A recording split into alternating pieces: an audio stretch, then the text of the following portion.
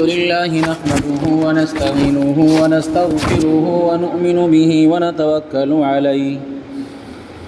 ونعوذ بالله من شرور أنفسنا ومن سيئات أعمالنا من يهده الله فلا مضل له ومن يضلله فلا هادي له ونشهد أن لا إله إلا الله وحده لا شريك له ونشهد أن سيدنا وسندنا وحبيبنا وشفيعنا ومولانا محمدا عبده ورسوله لا رسول بعده ولا رسالة بعده لا نبي بعده ولا نبوة بعده أرسله الله بالحق بشيرا ونذيرا وداعيا إلى الله بإذنه وسراجا منيرا وصلى الله تعالى عليه وعلى آله وأصحابه وبارك وسلم تسليما كثيرا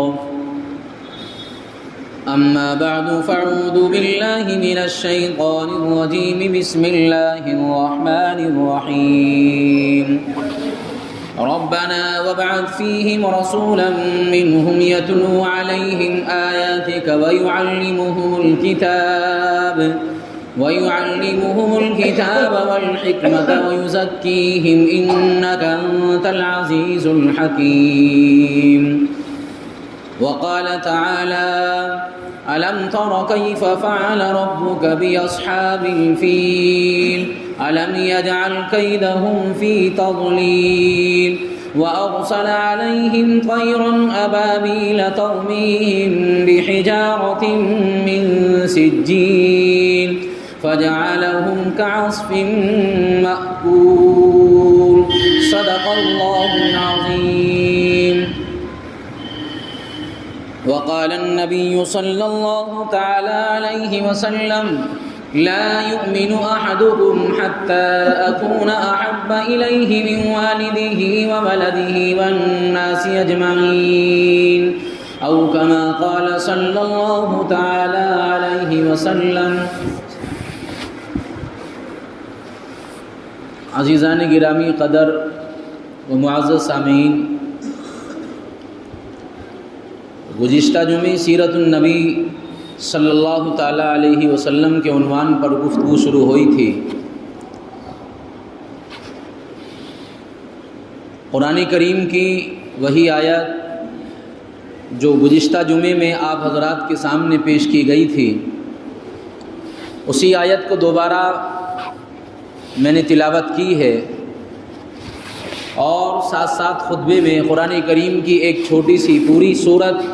الم تر کیف فعل ربک باصحاب الفیل، اس کو مکمل تلاوت کی ہے. جناب رسول اللہ صلی اللہ تعالیٰ علیہ وسلم کا ایک فرمان عالی حدیث مبارکہ خطبے میں پیش کیا گیا ہے. قرآن کریم کی ان آیات کی روشنی میں اور جناب رسول اللہ صلی اللہ تعالیٰ علیہ وسلم کی اس حدیث مبارکہ کی روشنی میں چند باتیں آپ حضرات کے سامنے گوش گزار کرنی ہے. سیرت النبی کا وہ عنوان ہے کہ آدمی جب اس پر گفتگو شروع کرتا ہے تو پھر یہ سمجھ میں نہیں آتا ہے کہ جناب رسول اللہ صلی اللہ تعالیٰ علیہ وسلم کی سیرت کے کس پہلو پر بات کی جائے. آپ علیہ الصلاۃ والسلام کی پیدائش سے پہلے کے واقعات ذکر کیے جائیں، یا جناب رسول اللہ صلی اللہ تعالیٰ علیہ وسلم کی پیدائش کا واقعہ، اس کے بعد آپ علیہ الصلاۃ والسلام کی مدت رضاعت، جو دودھ پلانے کے حالات، اور پھر وہ آپ علیہ الصلاۃ والسلام کی 6 یا 8 سالہ زندگی کہ جس میں باپ کا سایہ عاطفت بھی چلا گیا اور ماں کا سایہ بھی چلا گیا، اور پھر کچھ دنوں کے بعد جد امجد دادا عبد المطلب بھی چلے گئے. تو اس واقعے پر روشنی ڈالیں، یا پھر جناب رسول اللہ صلی اللہ تعالیٰ علیہ وسلم کی وہ نبوت والی زندگی، یا اس سے پہلے ملک شام کا سفر، جوانی کی زندگی، لڑکپن کی زندگی،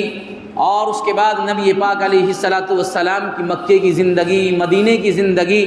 غرض یہ ہے کہ جناب رسول اللہ صلی اللہ علیہ وسلم کی سیرت کے جس پہلو پر بھی گفتگو کریں اور جس پہلو کے جس حصے پر بھی گفتگو کریں تو یہ بات یقین کے ساتھ کہی جا سکتی ہے کہ ہماری زبانیں تو خشک ہو سکتی ہیں اور دنیا میں کاغذات کا خاتمہ ہو سکتا ہے، قلم کی روشنائی ختم ہو سکتی ہے، لیکن اللہ کے نبی سرور کونین تاجدار مدینہ جناب رسول اللہ صلی اللہ علیہ وسلم کی سیرت کا حق ادا نہیں ہو سکتا۔ وہ کائنات کا نبی ہے، کل کائنات کا نبی اور امام الانبیاء، اسی کے ساتھ ساتھ وہ ایسا بشر ہے جو وجہ عظمت بشر ہے، وہ ایسا بشر ہے جو وجہ عظمت بشر ہے کہ اگر انسان کو اور کسی بشر کو اگر عظمت ملی ہے یا اس کی بلندی ملی ہے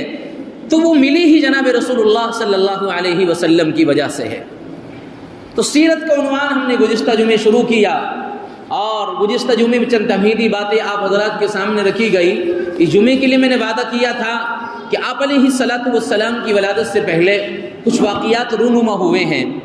کچھ واقعات تو وہ ہیں جو اللہ کے نبی علیہ الصلاۃ والسلام کی پیدائش ہو رہی ہے اور واقعات رونما ہو رہے ہیں،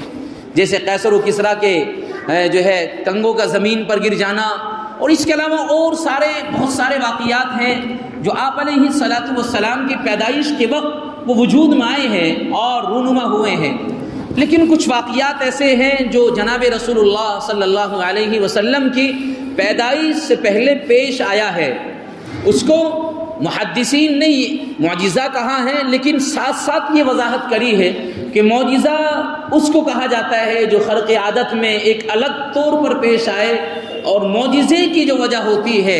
وہ ہوتی ہے کہ دعوی نبوت کی تصدیق کے لیے کہ کوئی نبی کھڑا ہو کر یہ دعویٰ کرے کہ مجھے نبی تسلیم کر لیا جائے، میں اللہ کی طرف سے نبی ہوں، اس کے ساتھ ساتھ کوئی نہ کوئی معجزہ پیش کرے۔ تو وہ تو ہیں کہ جب نبوت کا دعویٰ کر دیا جائے اس کے بعد کچھ اس طرح کے واقعات معجزہ شروع ہوتے ہیں، جیسے ابو جہل کے ہاتھ میں کنکریاں تھیں اور نبی پاک علیہ الصلاۃ والسلام سے کہنے لگا اگر تو سچا نبی ہے تو بتا میرے ہاتھ میں کیا ہے۔ جناب رسول اللہ صلی اللہ علیہ وسلم نے فرمایا کہ میں بتاؤں کیا ہے یا تیرے ہاتھ میں جو چیز ہے وہ خود بتائیں کہ میں ہم کیا ہے۔ ابو جہل حیران ہو گیا کہ محمد کیا کہتے ہو؟ کہا کہ میں یہ کہتا ہوں کہ میں بتاؤں کیا چیز ہے تیرے ہاتھ میں، یا پھر جو چیز تیرے ہاتھ میں ہے وہ خود گواہی دے کہ کیا چیز ہے تیرے ہاتھ میں۔ تو اللہ کے نبی علیہ الصلاۃ والسلام نے پوچھا، ابو جہل نے کہا پھر تو سچے نبی ہونے کے لیے یہ بڑی بات ہے کہ تیرے بتائے بغیر میرے ہاتھ میں جو چیز ہے وہ گواہی دے کہ کیا ہے۔ تو فوراً کنکریوں نے اپنی کنکریوں سے ہاتھ میں سے ابو جہل کی آواز آتی ہے اور کنکریاں یکزبا ہو کر کہتی ہے اشہد ان لا الہ الا اللہ واشہد ان محمد رسول اللہ۔ تو یہ معجزہ ہے، لیکن یہ معجزہ کب ہوا؟ جب اللہ کے نبی علیہ الصلاۃ والسلام نے نبوت کا دعویٰ پیش کیا، نبوت کی لوگوں کے سامنے اپنا تعارف کرایا، لوگوں کا تعلق ایک اللہ سے جوڑنے کے لیے کہا۔ لیکن جو واقعہ اصحاب فیل کا، اور جس کو واقعہ فیل کہا جاتا ہے، جو اصحاب فیل کا واقعہ ہے جس کو قرآن نے باقاعدہ ایک مکمل صورت میں اس کے نزول کے لیے مکمل صورت عطا فرمائی ہے، اور اس واقعے کو اللہ تبارک و تعالیٰ نے قرآن کریم کے اندر جگہ دی، اور اللہ نے قرآن کریم کے اندر اس کو سمویا اور پرویا، اور اس واقعے کو ایسا محفوظ کر دیا کہ رہتی دنیا صبح قیامت تک یہ واقعہ باقی رہے گا، اور لوگ اس واقعے کا ذکر کرتے رہیں گے، جس سے نبی پاک علیہ الصلاۃ والسلام کی نبوت پر دلیل ملتی ہے۔ تو محدثین نے اس کو کہا ہے ارہاس،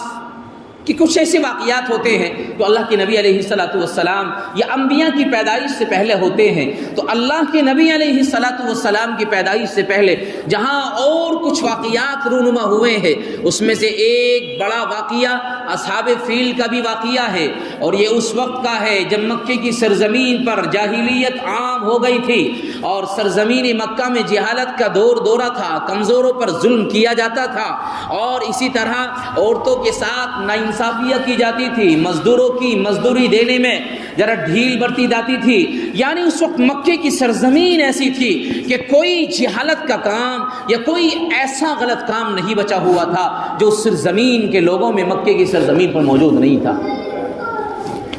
ایسے موقع پر قریش مکہ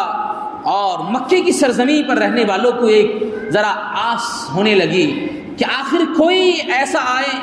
جو اس سرزمین سے تاریکی کو ختم کرے، اس مکے کی زمین سے جو جہالت ہے اس کا خاتمہ کرے اور روشنی کو وجود میں لائے۔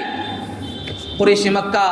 یہ فکر کرنے لگے اور سوچنے لگے، ایک آس ہونے لگی۔ ایسے موقع پر اللہ تبارک و تعالیٰ نے کل کائنات کے نبی، تاجدار مدینہ، امام الانبیاء جناب رسول اللہ صلی اللہ تعالیٰ علیہ وسلم کو پیدا فرمایا،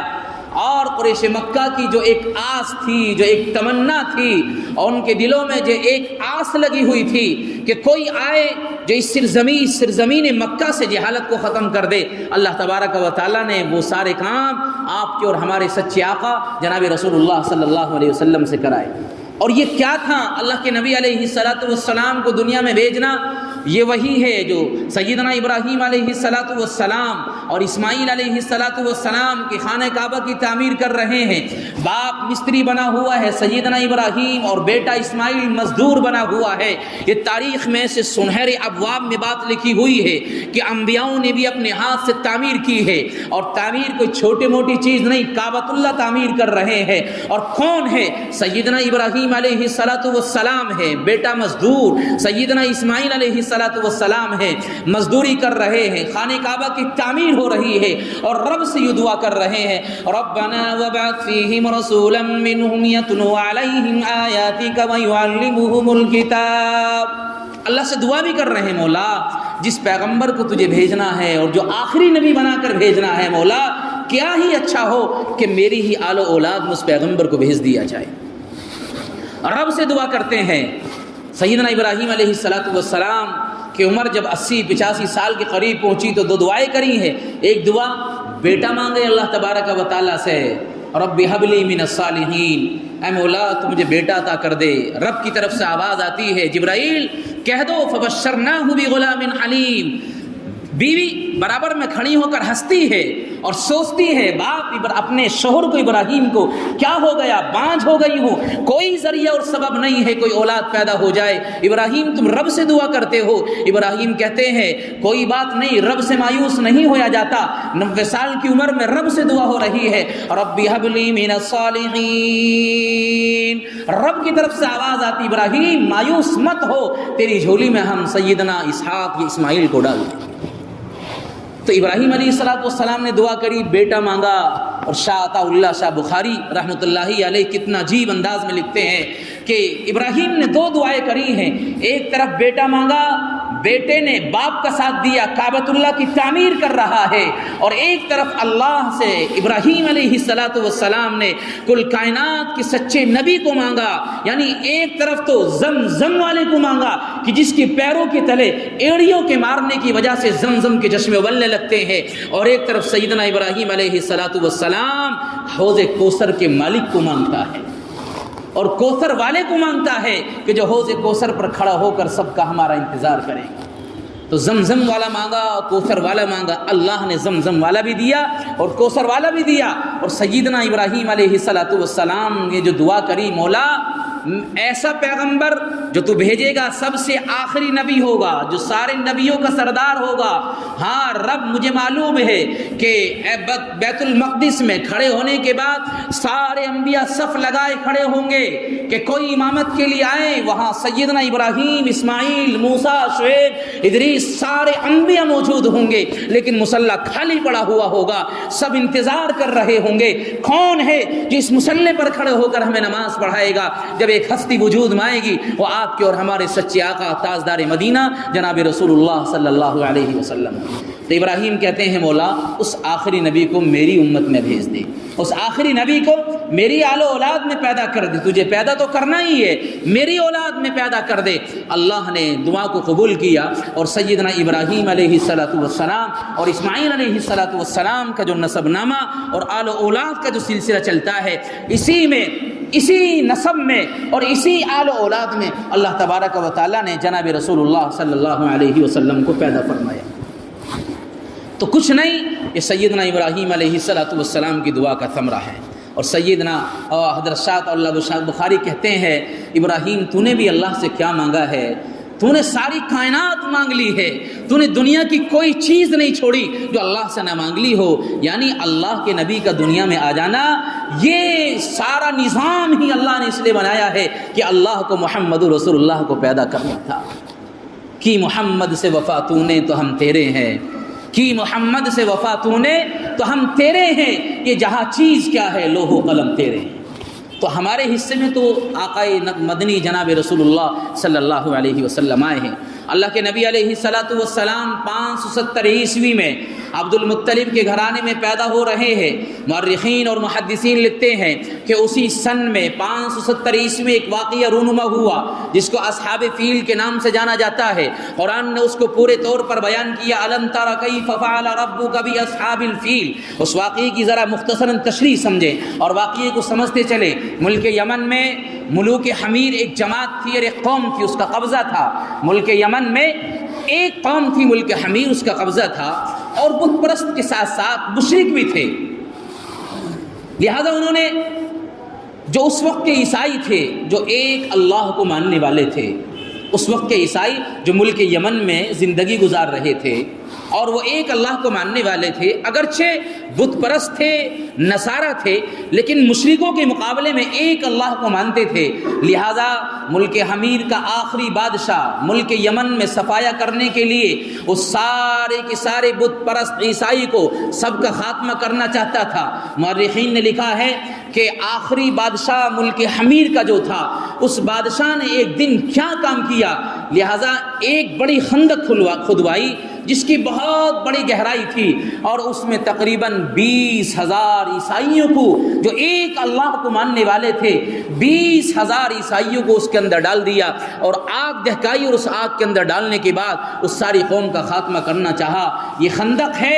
جو ملک حمیر کے بادشاہ نے، جو یمن کا گورنر تھا، اس نے یہ کام کیا، ایک خندق کھدوائی اور آگ دہکائی، اور اس میں تمام کے تمام لوگوں کو، مورخین لکھتے ہیں 20,000 لوگوں کو اس نے اس کے اندر ڈال دیا۔ اس خندق کا ذکر قرآن میں کیا گیا ہے، اور سورہ بروج میں عامہ کے بارے میں جو اصحاب الاخدود کا ذکر آتا ہے وہ اسی خندق کا ذکر ہے۔ کسی وجہ سے 2 آدمی اس کے قبضے سے نکل کر چل دیے تھے اور وہاں سے وہ فرار ہو گئے۔ لہذا قیصر کے پاس پہنچے، ان 2 شخصوں نے جا کر قیصر سے شکایت کری کہ لہذا عیسائیوں پر، ہمارے لوگوں پر ظلم کر دیا گیا ملک یمن کے گورنر کی جانب سے۔ قیصر کے پاس یہ بات پہنچی تو قیصر نے اس کی بات کو مانا اور فوراً ملک حبشہ کے بادشاہ، جو ملک حبشہ کا بادشاہ تھا، اس کے پاس خط پہنچایا کہ تمہارے قریب یمن ہے اور ہمارے لوگوں کی بڑی جماعت تھی، اور وہاں کے بادشاہ نے سارے لوگوں کا خاتمہ کر دیا، 20,000 لوگوں کو خندق میں آگ کے حوالے کر دیا ہے، لہذا انتقام لیا جائے، بدلہ لیا جائے۔ ملک حبشہ کے بادشاہ کے پاس خط آیا، اس نے اپنا پلان بنایا اور 2 آدمیوں کو، اربات اور ابرہا کو کمانڈر اور گورنر کی شکل دینے کے بعد کمانڈر بنایا اور ان کے ایک بڑی فوج لے کر بھیج دیا، جاؤ ملک یمن میں آپ جا کر قبضہ کرو، یا ملک یمن میں پہنچنے کے بعد آپ اپنے لوگوں کا بدلہ لے لو۔ ابرہا اور اربات 2 نامی شخص ہیں، ایک بڑی جماعت ہے، ملک یمن کی طرف روانہ ہوئی۔ جو ملک یمن پہنچے اور یمن میں جانے کے بعد جب انہوں نے پڑاؤ کیا، ملک یمن کے ملک کے اوپر انہوں نے قبضہ کر دیا اور وہاں کے لوگوں کا خاتمہ کر دیا۔ لہٰذا بات یہ پہنچی کہ ان کے قبضہ کرنے کی وجہ سے جو ملوک حمیر کا قبضہ تھا یمن پر، اس سارے کو خاتمہ کر دیا اور صفایا کر دیا۔ ملک یمن پر اب حکومت ملک حبشہ کی بادشاہ کی ہو گئی۔ لہذا حبشہ کے بادشاہ نے جب سوچا کہ یمن ہمارے قبضے میں آ گیا ہے، تو یمن میں ابرہا اور ارباب ان دونوں آدمی کو بھیجا، آپ اسی کے اندر زندگی گزاریں، آپ یہاں کے گورنر بادشاہ رہیں گے۔ کسی بات پر ابرہہ اور ارباب دونوں نامی شخص میں جنگ ہوئی، لڑائی ہو گئی، لہٰذا ارباب کو قتل کر دیے ابرہہ نے۔ اب ابرہہ تنہا بچا اور ملک حبشہ کے بادشاہ نے یہ فیصلہ کر لیا آج سے ملک یمن کا گورنر وہ ابرہہ ہوگا، لہٰذا اس کو گورنر بنا دیا گیا۔ اب یمن میں زندگی گزار رہا ہے۔ اب واقعی فیل کی ابتدا ہوتی ہے۔ یمن میں زندگی ابرہہ گزار رہا ہے اور وہاں کا گورنر ہے۔ اب دل میں خیال آیا کہ لوگ حج کرنے کے لیے مکہ کی سرزمین پر بیت اللہ کے طواف کے لیے جاتے ہیں اور کعبے کی زیارت کے لیے جاتے ہیں، کیوں نہ ایسا کام کرا دیا جائے کہ لوگ مکے کی سرزمین سے رک جائیں اور یہیں رہ کر کے میں کوئی ایسا کام کروں کہ وہاں جانے کی لوگوں میں خواہش پیدا نہ ہو۔ اس لیے کہ بیت اللہ کی زیارت کے لیے اسی زمانے سے لوگ جایا کرتے تھے، بیت اللہ کا طواف ہوتا تھا، زمانے جاہلیت میں بھی طواف ہوتا تھا، اور زمانے جاہلیت کا طواف میں بتاؤں وہ ہم سے کہیں زیادہ عقیدت کے ساتھ کرتے تھے، ہم سے کہیں زیادہ عقیدت۔ آج ہمارا ذہن تو یہ کہ لوگ ہمیں حاجی کہیں گے چلو بیت اللہ کے طواف کے لیے، لیکن زمانے جاہلیت کے لوگوں کو دیکھیے بیت اللہ کا طواف کر رہے ہیں، ننگے ہیں، ان کے جسم پر کپڑے نہیں ہیں۔ کوئی سوال کرنے لگا تم بیت اللہ کا احترام نہیں کرتے، ننگے ہو کر بیت اللہ کی طواف کرتے ہو؟ تو زبان دیکھیے، حالانکہ جاہلانہ بات تھی، جاہلیت والی بات تھی، لیکن عقیدت کا حال دیکھیے۔ یوں کہتے ہیں کہ جن کپڑوں کو پہن کر ہم گناہ کرتے ہیں اس کے ذریعے سے بیت اللہ کا طواف نہیں کر سکتے۔ بات جاہلانہ تھی لیکن اعتقاد دیکھیے ان کا کیسا تھا۔ لہذا ملک یمن میں ابرہہ نے ایک اپنے یہاں شاندار محل بنایا اور کنیسے کی تعمیر کرائی، اور مورخین لکھتے ہیں اتنی اونچی تعمیر کرائی اس کنیسے کی، اتنی اونچی تعمیر کرائی کہ سونا اور چاندی اور جواہرات سے اس کو مرصع کرایا اور اس کو اچھی طریقے سے چار جانب سے بنایا اور سنگار کیا، اور اس کی لمبائی اتنی اونچی بنائی کہ آدمی کھڑا ہو کر اس کی جانب دیکھنا چاہے تو صحیح طور پر دیکھ نہ سکے۔ مقصد کہ کعبۃ اللہ سے لوگ رکیں، بیت اللہ سے لوگ رکیں اور لوگ یہی رہیں، اسی عبادت خانے کی محبت ان کے دل میں پیدا ہو جائے۔ لہذا ابرہہ نے جب یہ تعمیر کرائی تو لوگوں میں کھلبلی مچی، اور ملک مکہ میں رہنے والوں کے درمیان اس بات کا جب اشارہ پہنچا اور مکے میں یہ بات پہنچی اور یہ افواہ کرنے لگی کہ ملک یمن میں ابرہہ نے ایک کنیسہ بنایا اور وہاں سے لوگوں کو روکتا ہے کہ ملک مکہ میں نہ آئے اور بیت اللہ کی زیارت نہ کرے۔ تمام کے تمام خاندانوں میں، قریش کا خاندان ہو، عدنان کا ہو، قحطان کا ہو، سب میں کھلبلی مچی۔ لہذا قریش کے لوگوں نے ایک کام کیا، رات میں پہنچے ملک یمن اور کنیسہ کے قریب جا کر کنیسہ کے اندر گندگی ڈال دی۔ اور بعض روایات میں آتا ہے کہ قریش مکہ میں سے ایک شخص پہنچا اور پہنچنے کے بعد اس نے اپنی ضرورت کے لیے آگ جلائی تھی کنیسہ کے برابر میں کسی کام کے لیے، لہٰذا وہ آگ کنیسے میں بھی لگ گئی اور بڑا نقصان کنیسے کو پہنچا۔ صبح ہوئی، ابرہہ نے دیکھا ہمارے کنیسے کا حال کیا ہے، چاروں طرف فوراً یہ پیغام پہنچا دیا کون ہے جس نے یہ کام کیا ہے۔ آواز آتی ہے گورنر کے کانوں میں ابرہہ کے کہ کوئی اور نہیں ہے، ملک مکہ کا رہنے والا ایک قریشی ہے جس نے یہ کام کیا ہے۔ قریش ایک قبیلہ تھا، اس کو قریشی کہہ دیا جاتا ہے، ایک شخص اس نے یہ کام کیا ہے۔ اب ابرہہ کی زبان کھلی ہے اور اس نے بڑے زور و شور کے ساتھ یہ بات کہی ہے، لہذا قریش کے کعبہ اور قریش والوں کا جو بیت اللہ ہے اور قریش والوں کا جو خانہ کعبہ ہے جو ملک مکہ میں وہ بستا ہے، لہذا اب ابرہہ یہ کہتا ہے کہ میں جب تک اس کی اینٹ سے اینٹ نہ بجاؤں جب تک چین اور سکون سے نہیں سوؤں گا۔ میرے کنیسہ کے اندر گندگی پھیلائی ہے، کنیسے کو نقصان پہنچایا ہے۔ ابرہہ کہتا ہے کعبۃ اللہ اور بیت اللہ جو قریشیوں کا ایک مرکز ہے اور محور ہے، جب تک اس کی اینٹ سے اینٹ نہ بجاؤں جب تک چین اور سکون کی زندگی نہیں لوں گا۔ ابرہہ نے ملک حبشہ جس نے گورنر بنایا تھا، حبشہ نجاشی کے پاس پہنچا اور یوں کہا کہ میں بیت اللہ کو گرانا چاہتا ہوں، لہذا حبشہ کا بھی بادشاہ عیسائی تھا، وہ بھی متفق نہیں تھا بیت اللہ سے۔ اس نے فوراً کہا شاباش ابرہہ، بہت اچھی شاباشی دی، اور ابرہہ کے لیے اپنی جانب سے ملک حبشہ کے بادشاہ نے اپنی جانب سے ایک بہترین عظیم الشان ہاتھی جو اس وقت میں اس کی نظیر نہیں ملتی تھی ساری عرب کے زمانے میں، عرب میں، اپنا ہاتھی ابرہہ کو دیا کہ جائیے بیت اللہ کا خاتمہ کر کے آئیے۔ اور ایک کے ساتھ ساتھ روایات میں آتا ہے تقریباً 8 یا 7 ہاتھی اور دیے جو ابرہہ کو دیے، اور دینے کا مقصد یہ تھا ہاتھی لے کر جائے اور ہاتھی جب لے کر چلے جائیں گے بیت اللہ کی ستونوں میں موٹی موٹی زنجیریں باندھ دینا اور پھر وہ زنجیریں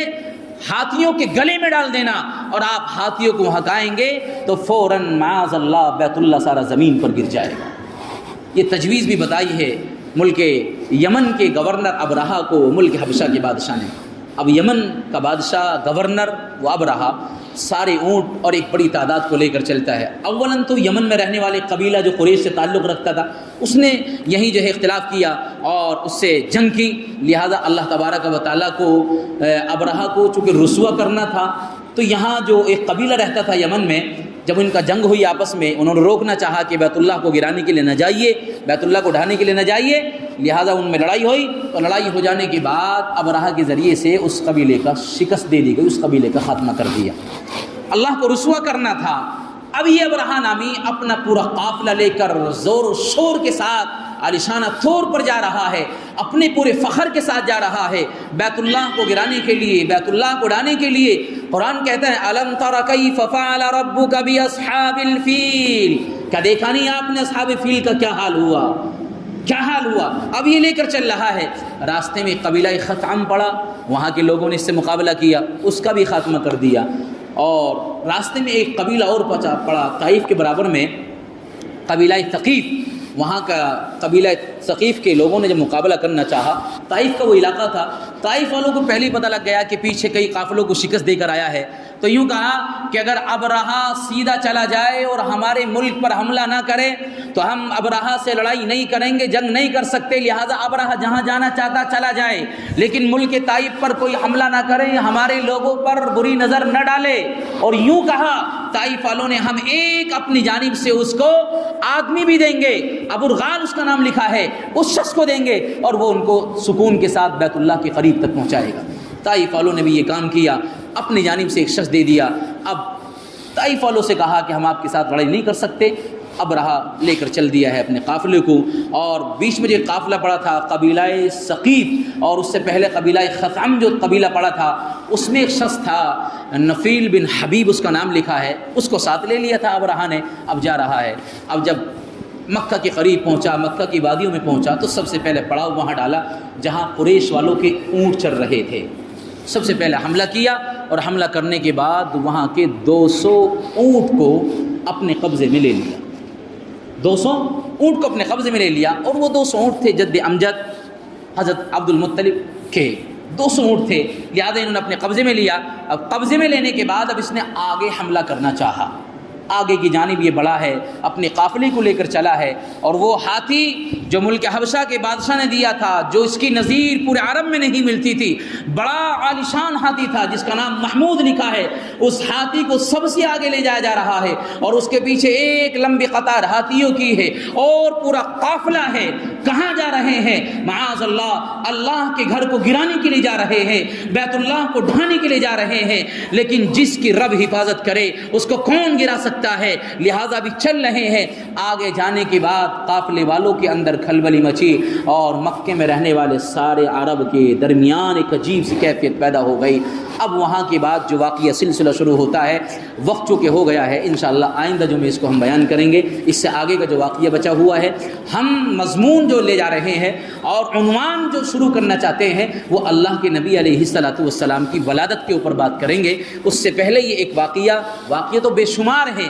لیکن ایسا مستند اور بھی بے شمار مستند واقعے ہیں، لیکن یہ واقعہ وہ ہے جس کو قرآن ذکر کرتا ہے، الم تر کیف فعل ربک باصحاب الفیل الم یجعل کیدہم فی تضلیل۔ یہ وہ صورت ہے جو آپ اور ہم سو نمازوں میں پڑھتے ہیں اور ہمیں اس کی خبر بھی نہیں ہے۔ جب یہ صورت کا پورا ماحصل آپ کے سامنے آئے گا تو پھر آپ اس صورت کو پڑھیں گے تو پورا منظر، پورا واقعہ آپ کے سامنے رہے گا، پھر نماز میں اور زیادہ آپ کے سکون اور اخلاص پیدا ہوگا۔ اسی لیے اس واقعہ فیل کا میں نے انتخاب کیا اور واقعہ فیل کو میں ذکر کر رہا ہوں۔ ابھی اس میں سے کچھ حصہ ذکر کر دیا گیا، آئندہ جمعے انشاءاللہ اس کو مکمل کر دیا جائے گا اور جناب رسول اللہ صلی اللہ علیہ وسلم کی ولادت کے اوپر کچھ جھلکیں بھی ڈالی جائیں گی۔ اللہ تعالی عمل کی توفیق عطا فرمائے، وما علینا الا البلاغ۔